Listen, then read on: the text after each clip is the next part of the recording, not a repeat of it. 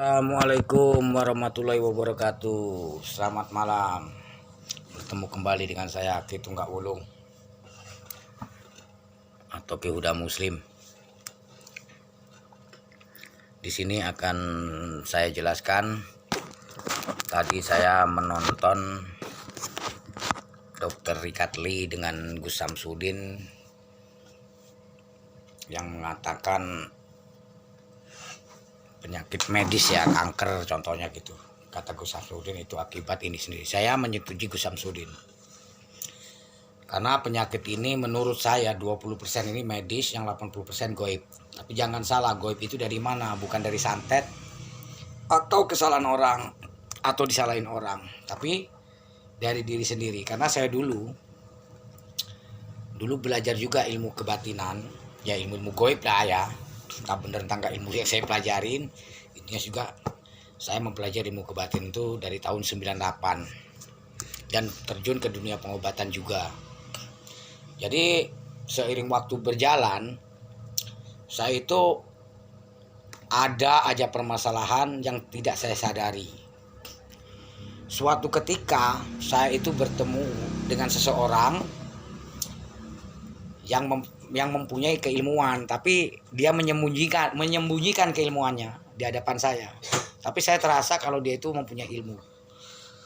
Dari mana saya terasa? Saya itu mendeteksi ya, dalam hati ingin tahu siapa dia gitu. Itu terjadi benturan, saya mual. Nah, lama kelamaan karena itu forum itu rame, akhirnya teman dia itu, salah satu temannya membuka bahwa dia ketua ini gitu. Saya tidak berani menyebutkan. Nah, singkat cerita 1 atau 2 tahun 3 tahun kemudian saya itu teleponan dengan dia. Saya penasaran gitu loh. Jadi teleponan dengan dia itu, saya itu ada keluhan di lutut dengan di perut. Setahun yang lalu ini, makanya saya hijrah ke sini, hijrah mengikuti teman saya ini yang baru saya telepon ini akhirnya. Karena kedeteksi kalau lutut saya yang sakit, terus sumber penyakitnya dari mata kaki, benar, real. Di situ saya penasaran kok tahu orang ini gitu loh. Terus perut saya ini kedeteksi sampai sana, padahal saya nggak cerita. Saya juga tidak merekomendasikan, saya salut dengan beliau. Saya anggap guru sama saya. Itulah guru saya, bukan saya anggap lagi, itu guru saya. Jadi saya hijrah. Jadi di sana saya minum 2 malam, saya itu bongkar habis tentang keilmuan. Jadi ilmu gaib itu memang ada, ilmu-ilmu hikmah itu ada menurut dia. Jadi ilmiah, logika dengan gaib tidak bisa disamakan. Ini saya luruskan ya. Jadi nggak bisa disamakan. Benar seperti kolesterol, menurut medis kolesterol itu semua dari pikiran. Itu saya pernah ngobatin orang, ya itu tadi cuman ngobrol itu sembuh. Itu stroke itu sembuh dengan ngobrol, asal dibongkar pokok permasalahannya apa yang dia pikirkan. Dan terkadang belum tentu, misalnya pikiran dia begini terus harusnya vertigo, belum tentu. Itu tinggal apa keluhannya. Nah itu suruh putuskan apa keluhannya. Insya Allah sembuh kalau memang real dari pikiran. Tapi rata-rata 80% itu dari pikiran. Ini saya luruskan. Tapi ya nggak apa-apa kalau dia tidak mempercayai goib, ya terserah ya, atau tidak mempercayai yang seperti ini kan goib ya. Tapi ini real. Asam urat itu cuman ngomongnya aja asam urat gitu loh. Orang diabetes aja itu saya belum pernah nanganin diabetes memakai ngobrol. Tapi guru saya itu real menangani diabetes sembuh dengan ngobrol. Itu real.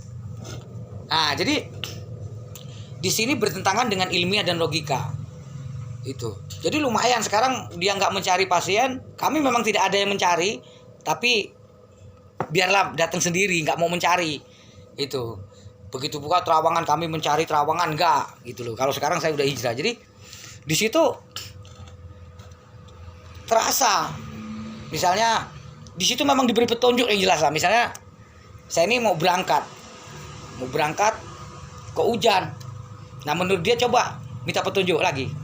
Ya Allah kalau memang ini petunjuk dari aku minta petunjuk lagi. Itu diberi lagi, dianya mau pergi kok motornya dipinjam gitu melalui istri. Itu kan udah petunjuk. Nah kalau kita teruskan nggak tahu itu, makanya jangan, oh ini gara-gara ini saya nggak bisa ketemu ini loh, Allah itu sayang ke kita, kan begitu. Makanya motor itu nilalanya dipinjam orang atau kendaraan itu ya. Gitu. Jadi asli menurut saya percaya rokok ini bagi saya bukan penyakit. Yang bikin penyakit itu bukan tembakaunya, tapi sausnya menurut saya. Gitu loh. Jadi sausnya tidak cocok di tubuh kita mungkin gitu. Maka saya dari dulu rokoknya Samsu dan Baku Lintingan gitu. Karena saya pernah melihat di YouTube juga itu kanker itu sembuh loh dengan merokok. Itu teman spiritual dan orang itu agak mengerti juga gitu. Oke lah, kita nggak usah bahas ke sana. Tapi yang jelas, oke lah, orang-orang logika ilmiah tidak mempercayainya terserah. Tapi saya juga meluruskan bahwa terjadi sesuatu penyakit itulah goib yang diberikan oleh Allah, makanya terjadi. Itu goibnya itu. Nah, dibongkar makanya. Karena apa? Perjalanan manusia itu nggak ngerti loh. Gitu. Jadi kayak stroke. Ini dari perjalanannya mungkin lupa sedekah. Terus ya itulah intinya, tidak pernah beramal ya, bersedekah lah. Terus keras, lepas selalu lari dari tanggung jawab, keras kepala, tidak menerima pendapat orang, ngerasanin orang, itu larinya ke stroke. Karena saya sering menangani stroke. Itu. Nah, seiring kita mengobati tadi ini, begitu dia sembuh, udah agak enakan, udah bisa gerak, terus kok kumat lagi, berarti kembali lagi ke dirinya. Putuskan, kalau dia bisa memutuskan, berilah zikir untuk bertobat sembuh. Karena saya pernah mendengar cerita kawan, salah satu teman saya di Bandung, orang pengobatan juga, itu kanker payudara ibu-ibu itu sembuh. Itu gara-gara dia beramal untuk pembantunya, berapa juta gitu, karena pembantunya ini punya bayi dan tidak menyusui, dia sakit kan ininya. Nah, itu cerita teman mungkin dari YouTube ya itu. Terus cerita teman saya mendengarkan. Terus ibu ini kasihan dengan pembantunya, kok tiap sore lama kalau di kamar mandi. Rupanya ditanya, rupanya dia itu membuang air susu tadi. Katanya sakit kalau nggak dibuang karena punya bayi, demi menafkahi untuk ekonomi karena nggak punya suami, jadi rela meninggalkan bayinya. Ibunya terharu. Ibu ini mengidap penyakit tumor. Divonis dokter itu tidak panjang umurnya, berapa bulan gitu menurut teman saya dari Bandung itu. Nah, akhirnya dia nggak tahu dari sedekah itu, dia sedekah katanya tanggal berapa nanti dia akan operasi. Dia berangkat ke dokter suatu hari, berangkat hari yang ditentukan, dia berangkat ke dokter tersebut dan diperiksa. Dokternya nanya, ibu berobat di mana? Tumornya itu hilang loh. Saya nggak berobat kemana-mana dok, kok bisa hilang? Di situ dia mencari, apa yang saya lakukan? Nah, ternyata itu dari sedekah itu tumornya hilang. Nah, jadi Allah itu memberikan ujian atau cobaan ini untuk sadar diri sebenarnya. Itu sebenarnya. Oh, mungkin saya lupa beramal, mungkin lupa ini itu. Gitu. Kaya miskin itu dari hati loh, dari rasa. Kalau kita merasa cukup dan mau, walaupun kita dipandang miskin, tapi kita mau memberi kepada yang berhak atau sedekah tadi atau berbagi, insya Allah itu. Ini saya bisa bicara saya sendiri. Saya ini nggak kerja, saya jujur gatel. Saya ini nggak kerja nggak apa, dia kumat, masih kumat. Tapi saya males. Ini jujur saya males zikiran. Boleh tanya istri saya, real. Ini jadi gatel. Tapi begitu saya kerja, saya rajin zikiran, sembuh. Ini menurut guru saya, akibat keselamatan. Apapun judulnya, akibat keselamatan. Karena dulu saya meminta sesuatu kekuatan dari doa-doa atau mantra. Bahkan habis sholat pun saya meminta. Itu kesalahan saya. Saya nggak mau meminta sekarang. Saya nggak pernah minta lagi. Tapi kehidupan saya lebih dari sekarang. Baik ekonomi. Walaupun bagi teman-teman mungkin kecil lah. Tapi bagi saya besar. Besarnya besar bagi saya yang seperti dulu. Dulu saya 1 minggu megang 3 juta dari kerja. Itu nggak pernah dapat walaupun saya borongan. Dapat misalnya 1,5 juta. Itu habis lagi untuk modal, untuk makan lagi, untuk ongkos jalan. Kan modal namanya, makan dengan ongkos jalan. Habis lagi. Nah, tapi ini di rumah aja dengan usaha kecil-kecilan, ini bisa lo ngumpulin uang glek 3 juta seminggu gitu. Itu. Tapi tidak semudah itu. Artinya tidak semudah itu, jangan berharap. Allah itu Maha tahu. Begitu pula, makanya saya udah nggak mau lagi mencari pasien, itu nggak mau. Saya hanya untuk edukasi lah teman-teman, saudara-saudara se-Indonesia, setanah air sebangsa lah se-Indonesia ini. Sadarilah diri kita, perjalanan kita ini kita koreksi. Gitu. Akibat benturan dari pengobatan-pengobatan pun itu ada. Itu. Bola itu kita kompak kencang, kita tendang sekuat tenaga di tembok, maka akan mantulnya besar ke kita. Cuman mereka ini tidak peka. Saya pernah kebentur. Ini jujur, saya waktu itu saya disuruh, jujur nih ya, nggak mau saya putus. Saya disuruh melet orang. Saya berangkat dari rumah sini ke rumah saya Natar. Itu terang benderang di halaman rumah saya itu nggak ada apa-apa. Itu bisa kok ada ular sebesar lengan saya ini nggak kelihatan. Itu saya nginjek. Akhirnya saya pincang, nggak bisa lagi saya berangkat untuk ritual lah ya. Saya mau nyari tempat ritual di pinggir laut tadinya untuk melet itu. Akhirnya saya pulang karena nggak bisa apa-apa kaki saya. Itu 9 bulan sampai sekarang ini masih. Kalau kecapean masih. Jadi perjalanan saya salah. Allah menegur saya karena saya nekat berangkat, sudah ada teguran, tapi saya nggak peka.